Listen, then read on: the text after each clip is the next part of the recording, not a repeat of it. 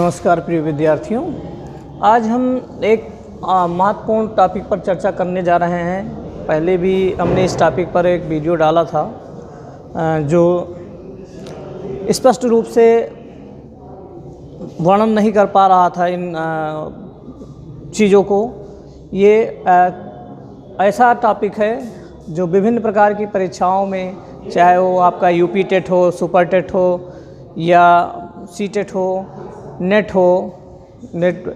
या पीजीटी हो, शिक्षा शास्त्र विषय हो, सभी तरह की परीक्षाओं के लिए एक उपयोगी टॉपिक है। ये शिक्षा मनोविज्ञान जिसको कहते हैं या शिक्षा मनोविज्ञान कहते हैं, बाल विकास के नाम से भी जानते हैं, बाल मनोविज्ञान के नाम से भी जानते हैं, कई नामों से जानते हैं इसको।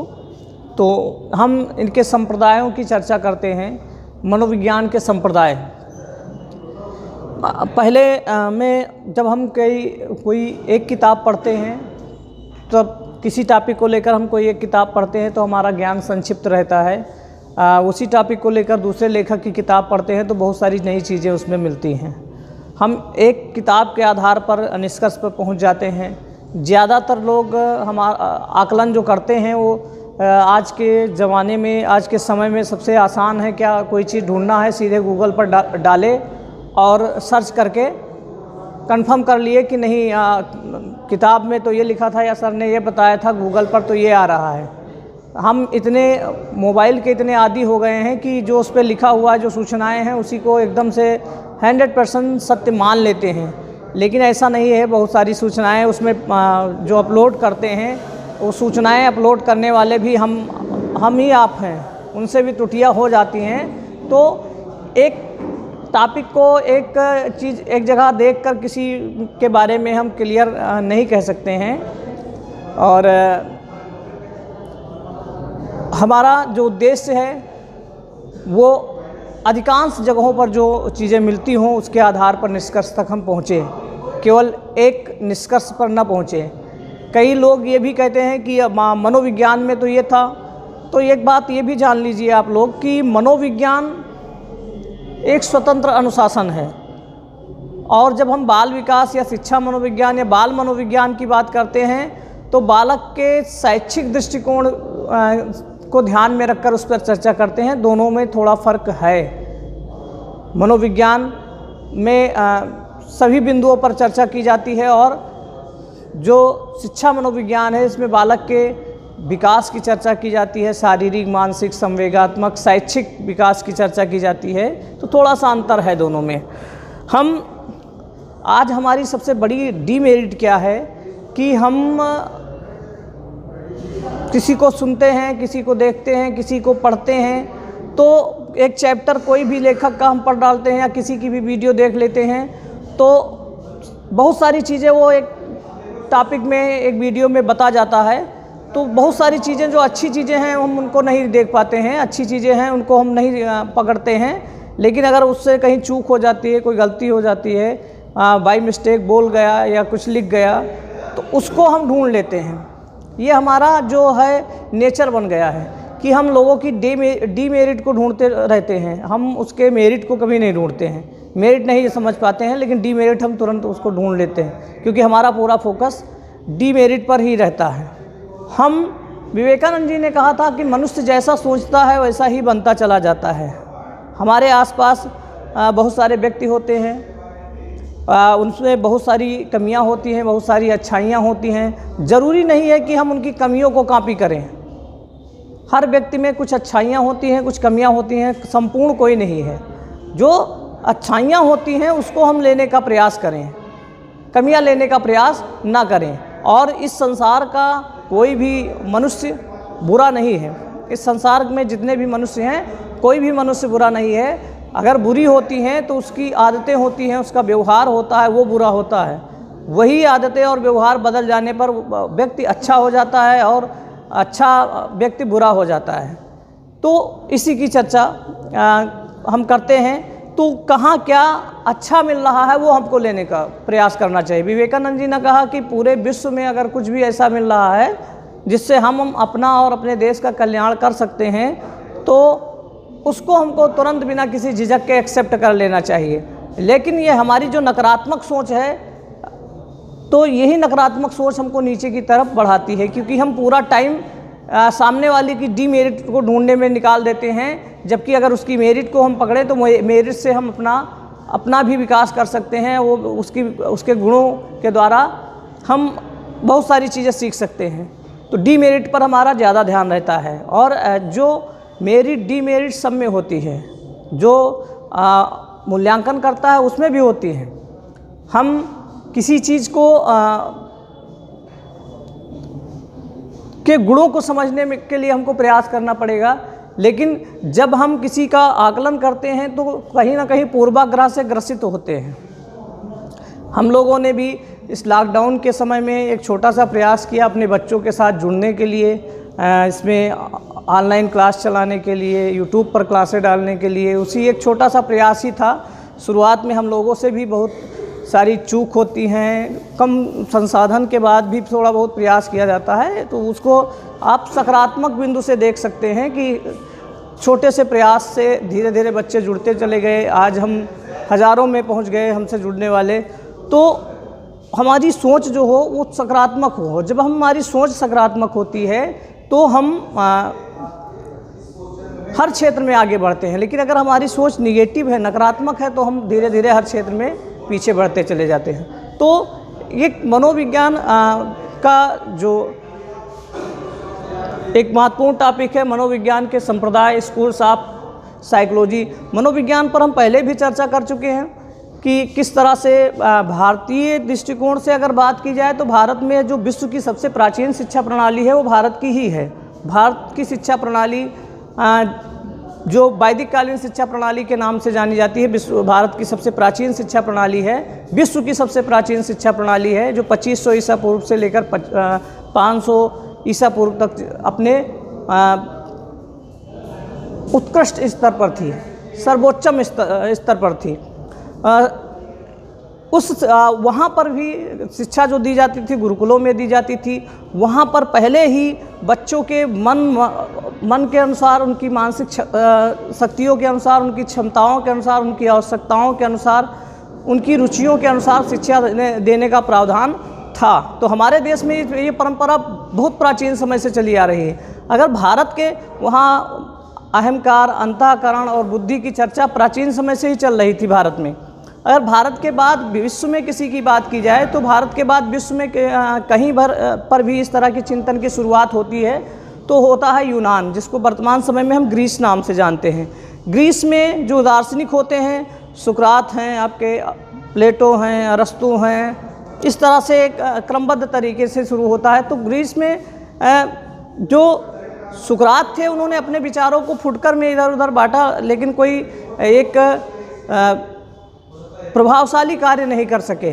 सुकरात के बाद प्लेटो की चर्चा की जाती है। सुकरात, प्लेटो, अरस्तु, प्लेटो के सुकरात के शिष्य प्लेटो थे, प्लेटो के शिष्य अरस्तु हुए। प्लेटो के समय में जब चर्चा चली यूनान में, मनोविज्ञान की चर्चा चली, उस समय अगर मनोविज्ञान की शुरुआत की बात की जाए तो मनोविज्ञान कहीं ना कहीं दर्शन शास्त्र से मनोविज्ञान की उत्पत्ति हुई है। दार्शनिक जो विचारक थे, दार्शनिक विचारधाराओं से मनोविज्ञान की उत्पत्ति हुई। और ये श्रेय बहुत लोग अरस्तु को बताते हैं, कुछ प्लेटो को बताते हैं, लेकिन जब प्लेटो अरस्तु के गुरु हैं तो सीधी सी बात है प्लेटो को ही हम मान सकते हैं। प्लेटो के समय में सर्वप्रथम जो पहला समय था मनोविज्ञान के विकास का, उसमें मनोविज्ञान को आत्मा का विज्ञान माना गया। प्लेटो के समय में मनोविज्ञान को आत्मा का विज्ञान माना गया। प्लेटो थे, अरस्तु थे, ये लोग थे जो कहते थे कि मनोविज्ञान आत्मा का विज्ञान है। कहते थे कि मनुष्य की समस्त क्रियाओं का आधार उसकी आत्मा होती है, आत्मा के आधार पर ही वह कार्य करता है, इसलिए मनोविज्ञान आत्मा का विज्ञान है।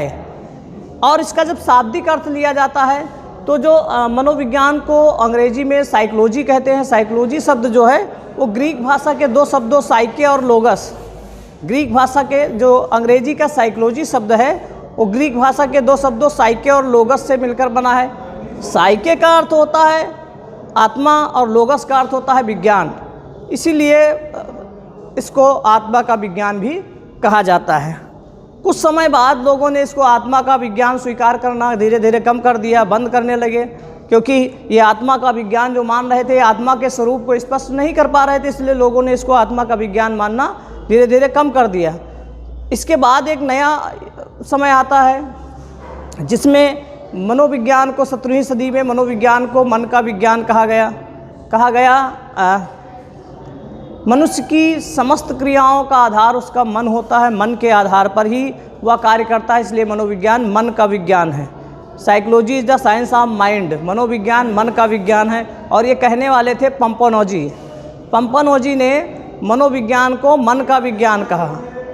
अब सबसे पहले मनोविज्ञान को आत्मा का विज्ञान कहा गया कि मनुष्य की समस्त क्रियाओं का आधार उसकी आत्मा है। Psychology is the science of soul, आत्मा का विज्ञान, ठीक। और उसके दूसरे चरण में 17वीं सदी तक आत्मा का विज्ञान माना गया। 17वीं सदी में इसको मन का विज्ञान कहा गया। और कहने वाले पंपानोजी थे, हाब्स, कांट, लिबनीज, ये लोग इसके समर्थक थे जो मनोविज्ञान को मन का विज्ञान मान रहे थे। तो मनोविज्ञान मनुष्य की समस्त क्रियाओं का आधार मन है, ये किसने कहा? पंपानोजी ने। मनोविज्ञान को मन का विज्ञान किसने कहा? पंपानोजी ने। और पंपानोजी का सपोर्ट जो हाब्स, कांट, लॉक और लिबनीज, ये लोग सपोर्टर थे, जो ये लोग भी कह रहे थे कि हाँ, मनोविज्ञान मन का विज्ञान है। मनुष्य की समस्त क्रियाओं का आधार उसका मन होता है, मन के आधार पर ही वो कार्य करता है, इसलिए मनोविज्ञान मन का विज्ञान है। पंपानोजी के बाद बात की जाए तो एक समय आता है, 19वीं सदी की शुरुआत होती है। 19वीं सदी में मनोविज्ञान को चेतना का विज्ञान कहा गया। मनुष्य की समस्त क्रियाओं का आधार उसकी चेतना होती है, चेतना के आधार पर ही वह कार्य करता है। और ये कहने वाले जो थे वो विलियम जेम्स थे, विलियम वुंट थे, टिश्नर थे। ये लोग कहते थे कि मनोविज्ञान चेतना का विज्ञान है। मनोविज्ञान चेतना का विज्ञान है, मनुष्य की समस्त क्रियाओं का आधार उसकी चेतना होती है। ये किसने कहा? ये विलियम वुंट ने कहा, विलियम जेम्स ने कहा और टिश्नर आज लोगों ने मनोविज्ञान को चेतना का विज्ञान कहा। फिर चेतना का विज्ञान के बाद फिर मनोविज्ञान को चेतन और अचेतन का विज्ञान, फ्रायड ने चेतन और अचेतन की चर्चा की। लेकिन फिर एक और समय आता है जिसमें 20वीं सदी में मनोविज्ञान को व्यवहार का विज्ञान कहा गया कि मनुष्य की समस्त क्रियाओं का आधार उसका व्यवहार होता है, व्यवहार के आधार पर ही वो कार्य करता है। और इसको पूरे विश्व के सामने सिद्ध करने का प्रयास भी किया गया और सिद्ध भी किया गया। और ये कहने वाले थे मनोविज्ञान व्यवहार का विज्ञान है। किसने कहा था? ये जे.बी. वाटसन ने कहा था। जे.बी. वाटसन को व्यवहारवाद का जनक माना गया और मनोविज्ञान को व्यवहार का विज्ञान मान लिया गया। कार्लसनिक महोदय कहते हैं कि मनोविज्ञान मानव व्यवहार का विज्ञान है। Psychology is the science of human behaviour, मनोविज्ञान मानव व्यवहार का विज्ञान है। तो एक संक्षिप्त सा परिचय हमने मनोविज्ञान को आपके सामने प्रस्तुत किया। इसके बाद हाँ, किसी किताब में कुछ अलग तरीके से हो सकता है, लेकिन हमने जो अधिकांश किताबों में चर्चा की गई उसी की बात करते हैं। फिर मनोविज्ञान के संप्रदायों पर हम चर्चा करते हैं। स्कूल्स ऑफ साइकोलॉजी, मनोविज्ञान के संप्रदाय कौन कौन से थे। सबसे पहले हम बात करते हैं संरचनावाद की, स्ट्रक्चरलिज्म जिसको कहते हैं स्ट्रक्चरलिज्म, संरचनावाद जो संप्रदाय था मनोविज्ञान का, इसके प्रवर्तक विलियम वुंट और टिश्नर महोदय थे।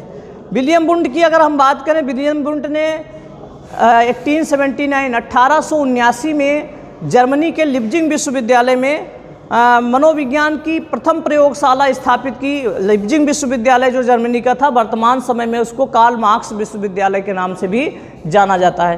तो विलियम वुंट ने जर्मनी के लिप्जिग विश्वविद्यालय में 1879 में मनोविज्ञान की प्रथम प्रयोगशाला स्थापित की और मनोविज्ञान के क्षेत्र में प्रायोगिक कार्यों की शुरुआत की। इसलिए मनोविज्ञान को विलियम वुंट और टिश्नर को संरचनावाद का जनक माना गया। ये पहला संप्रदाय था संरचनावाद। इसकी हम विस्तार से चर्चा भी एक एक दो लाइन में करते रहेंगे आगे। तो संरचनावाद संप्रदाय पहला संप्रदाय था। दूसरा संप्रदाय की बात करते हैं प्रकारवाद जिसको फंक्शनलिज्म कहते हैं।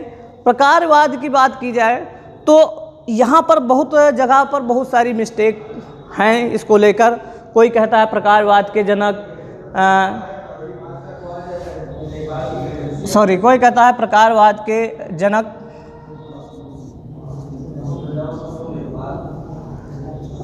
विलियम जेम्स हैं, कोई कहता है डीवी हैं, कोई कहता है एंजिल हैं। इस तरह से बहुत सारा कन्फ्यूजन है। लेकिन हम बता दें, प्रकारवाद जो संप्रदाय है ये दर्शन का एक संप्रदाय है, प्रयोजनवाद।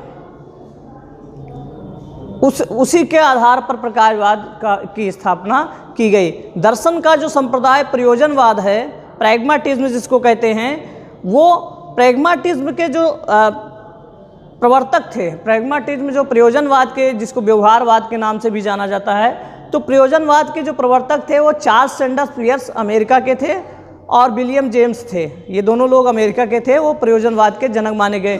चार्ल्स सैंडर्स पियर्स और विलियम जेम्स ये अमेरिका के थे, वो प्रयोजनवाद के जनक माने गए। लेकिन अगर हम प्रकारवाद की बात की जाए तो जो अधिकांश जगहों पर बहुत लोग डीबी को मानते हैं, लेकिन हम कह सकते हैं कि विलियम जेम्स पहले थे डीबी से। विलियम जेम्स थे, लेकिन जो सही पहचान दिलाने का काम किया, जिसको स्थापित रूप से पहचान दिलाने का काम किया, वो डीबी ने किया। इसीलिए हम इसको ये मान लेते हैं कि डीबी प्रकारवाद के जनक हैं। तो जनक आप नहीं कह सकते हो, क्योंकि डीबी ने उसको सही पहचान दी। जैसे बहुत लोग जो प्रयोजनवाद दर्शन की विचारधारा, प्रयोजनवाद का जनक भी डीबी को मानते हैं, लेकिन डीबी प्रमुख विचारक थे जिन्होंने प्रयोजनवाद को पहचान दी थी। प्लेटो प्रमुख विचारक थे जिन्होंने आदर्शवाद को पहचान दी थी। तो जो प्रमुख रूप से इसका समर्थन लोग करते हैं वो डीबी को करते हैं। तो प्रकारवाद जो हैं उसके जेम्स, डीबी और एंजिल, ये लोग प्रकारवाद के प्रवर्तक माने जा सकते हैं। अब प्रकारवाद की अगर हम बात करें तो प्रकारवाद जो विचारधारा है, इसके दो संप्रदाय, मुख्य रूप से दो संप्रदाय हैं प्रकारवाद के। एक शिकागो संप्रदाय और दूसरा कोलंबिया संप्रदाय। प्रकारवाद के दो संप्रदाय हैं, शिकागो संप्रदाय और कोलंबिया संप्रदाय। जो शिकागो संप्रदाय था प्रकारवाद का, इसमें डीवी, एंजिल और हार्वेकर थे। डीवी, एंजिल और हार्वेकर थे। और जो कोलंबिया संप्रदाय था उसमें कैटल, थॉर्नडाइक और वुडवर्थ थे। कैटल को हम जानते हैं जिन्होंने बुद्धि का सिद्धांत दिया था, थॉर्नडाइक जिन्होंने अधिगम का सिद्धांत दिया, उद्दीपक अनुक्रिया सिद्धांत जिसको प्रयत्न एवं भूल का सिद्धांत, प्रयास एवं त्रुटि का सिद्धांत, संबंध का सिद्धांत, बंध का सिद्धांत, यथार्थ थ्योरी के नाम से भी जानते हैं। वुडवर्थ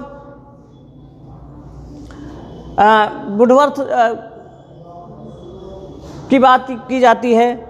इसके बाद अगला जो संप्रदाय आता है वो व्यवहारवाद आता है। व्यवहारवाद जो संप्रदाय है, व्यवहारवाद की हम पहले भी चर्चा कर चुके हैं। व्यवहारवाद संप्रदाय के जनक जो थे वो जेबी वाटसन थे। जेबी वाटसन आप कह सकते हो कि जो मनोविज्ञान में वंशानुक्रम और पर्यावरण है, तो जेबी वाटसन जो थे वो पर्यावरण को मानने वाले थे। जेबी वाटसन का एक कथन था कि तुम मुझे कुछ नवजात शिशु दे दो, मैं जो चाहो वो बना दूंगा। वो पर्यावरण को ज़्यादा मानते थे, व्यवहार को, पर्यावरण को ज़्यादा मानते थे। तो व्यवहारवाद जो था वो व्यवहारवाद के जनक जेबी वाटसन माने गए। और व्यवहारवाद के प्रमुख विचारकों में हल थे, टालमैन थे, स्किनर थे, ये प्रमुख विचारक थे व्यवहारवाद के। लेकिन व्यवहारवाद के जनक जो थे वो जेबी वाटसन थे। चूँकि एक बात ये भी जान लीजिए, हम मनोविज्ञान नहीं पढ़ा रहे हैं आपको, हम शिक्षा के दृष्टिकोण से मनोविज्ञान पढ़ा रहे हैं।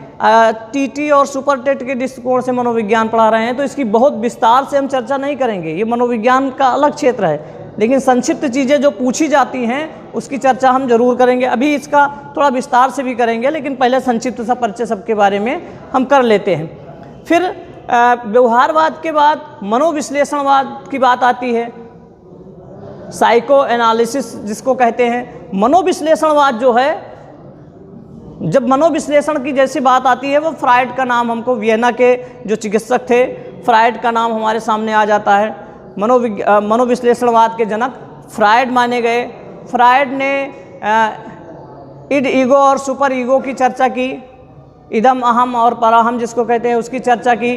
फ्रायड ने चेतन और अचेतन मन की चर्चा की। किस तरह से फ्रायड ने बताया कि हमारे व्यवहार को चेतन मन की अपेक्षा अचेतन मन से ज़्यादा हमारा व्यवहार प्रभावित होता है, इसकी चर्चा उन्होंने अपने सिद्धांत में की।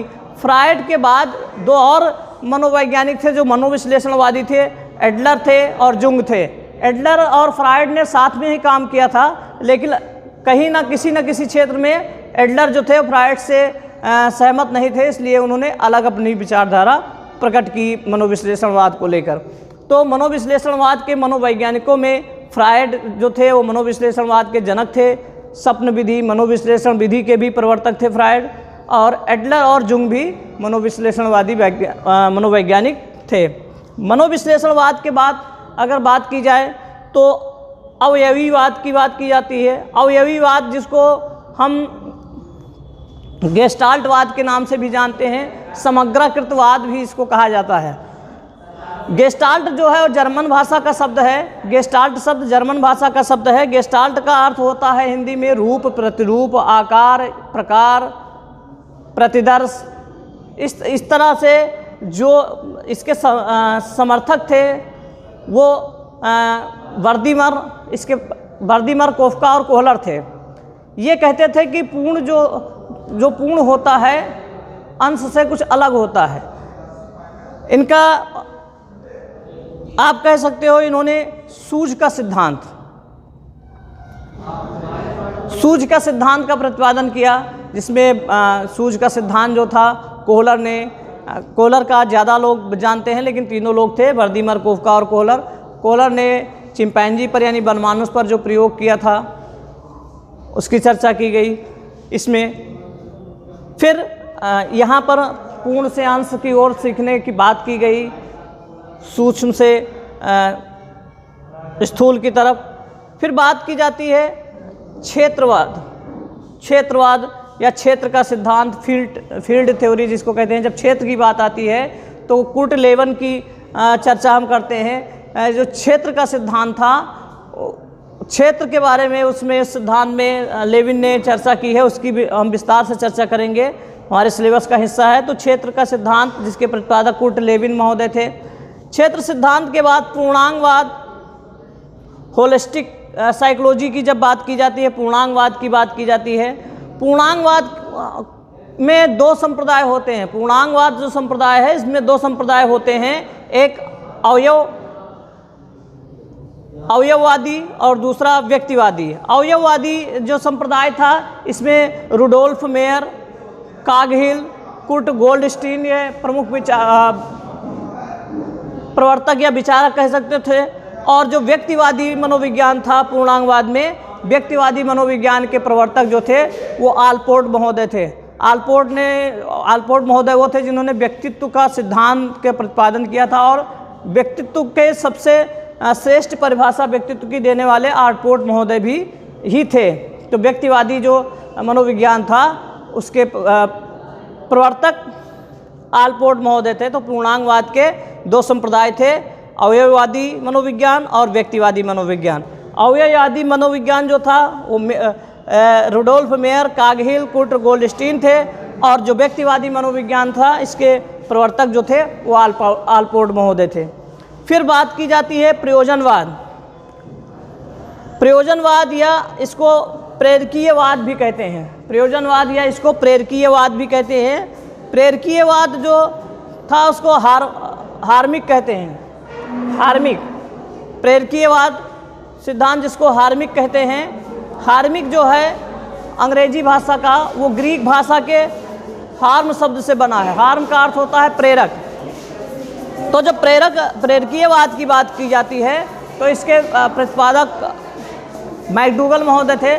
मैकडूगल महोदय की चर्चा हम करते हैं तो उनकी मूल प्रवृत्तियों की चर्चा करते हैं। मैकडूगल ने मूल प्रवृत्तियां और उनके संवेगों के बारे में बताया कि कितनी हमारी मूल प्रवृत्तियां हैं और हर मूल प्रवृत्ति के पीछे क्या संवेग होते हैं, इसकी चर्चा की। तो ये एक संक्षिप्त सा परिचय होता है जो मनोविज्ञान के संप्रदायों के बारे में है। अब हम थोड़ा विस्तार पूर्वक चर्चा करते हैं मनोविज्ञान के संप्रदाय के बारे में। अगर ये वीडियो आपको पसंद आया हो तो हमारे चैनल को लाइक करिए, सब्सक्राइब करिए और शेयर करिए। धन्यवाद।